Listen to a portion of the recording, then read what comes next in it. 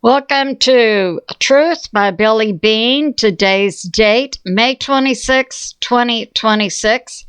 Time in Texas, about 1 p.m. How fast can the deep state get Ebola spread in the U.S.? We'll talk about it. And Iran continues offensive strikes against the U.S., and then blames the U.S. military for terrorism and piracy in the Strait of Hormuz. It's just like the Democrats. When they're doing something illegal, they blame the Republicans. Well, here we have on a world stage Iran doing this and that and blaming the U.S. So let's get started. I have to say, with regard to the Ebola, that I'm continuing to become more alarmed, and I see a direct path in which Ebola could easily spread across the U.S. We have this coming out from Forbes. So we have Big Pharma bringing out another experimental inoculation. They're calling it a vaccine. But what a vaccine is something like a distilled water and the dead virus or bacteria shot into the human body, and then the human body responds by building antibodies. That's the definition of a vaccine. We had a U.S. court come out and say the COVID was not a vaccine. It was a gene editing product based on mRNA technology. And we're hearing that several groups are doing clinical tests for the Ebola vaccine, but they state it's the same technology as we saw with the COVID, which means it is not a vaccine, it's a gene editing therapy, which changes your DNA. Now, it's my geopolitical position that deep state didn't get enough deaths of multiple populations in the world with the COVID, so they're going to come along with a juiced up version of the Ebola, this new strain we're hearing about.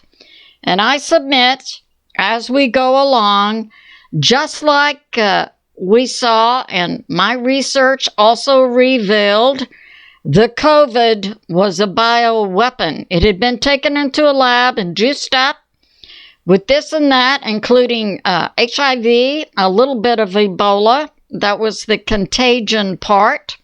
The HIV was a part to take down the human immune system.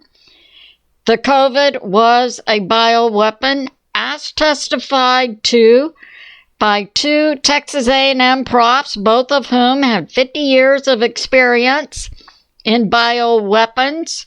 We also had, I think his name was Jean-Luc Montier from France. He was a virologist who had co-discovered HIV. He had also been teaching in a university in China and said that the COVID started at the Wuhan lab in China and was a bioweapon. Of course, he passed away pretty soon after he made those public statements. So Forbes brings this out, Ebola vaccine. Now going through clinical trials. And I put this out as I recall my research and also the research done by Dr. John Campbell. He's a nursing prof, PhD in the UK. He arrived at the same conclusions I did, that the COVID did not go through clinical trials. They began with just one test group of 10 mice. They all died, so they dispensed with animal testing and went straight on in to shooting up as many humans as they could induce to take the COVID inoculation. So that's what we're seeing again. And they plainly say this Ebola vaccine is experimental and that they're currently testing animals. I believe at Oxford is one of the places they're testing. Now we have this.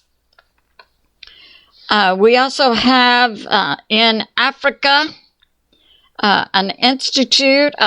The Institute of India is then going to mass produce the so-called vaccine, which I submit they say it's the same technology as the COVID. The COVID was determined to not be a vaccine, but a gene therapy.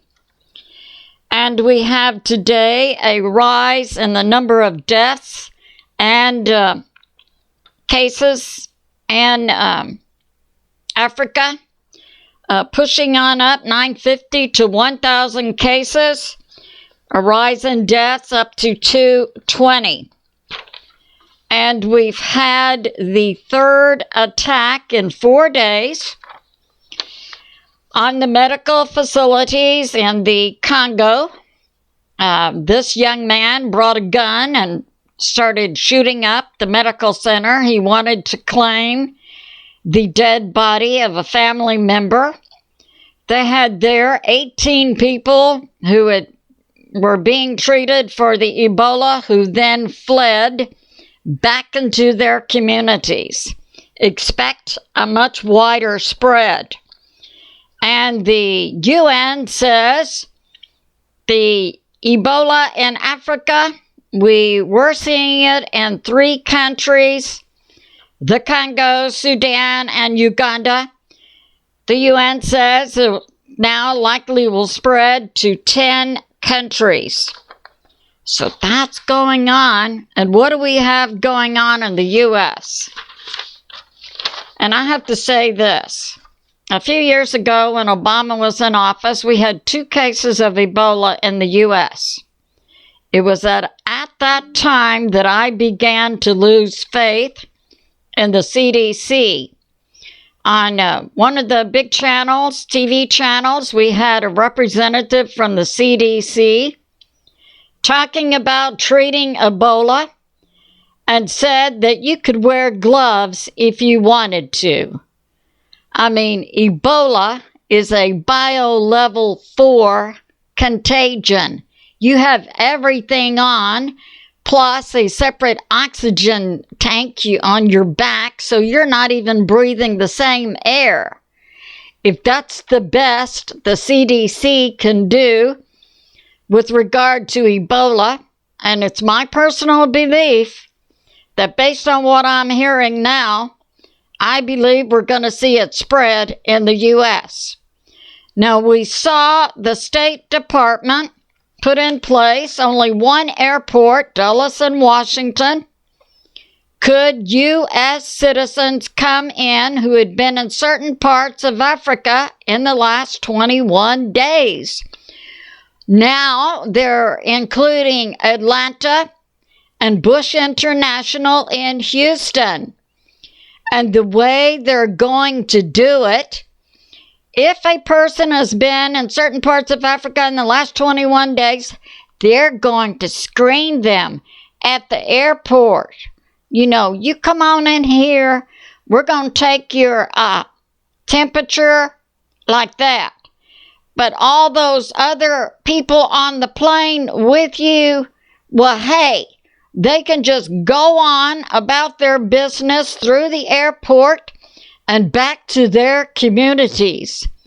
Do you see a problem with this method of screening for Ebola, a bio-level 4 disease?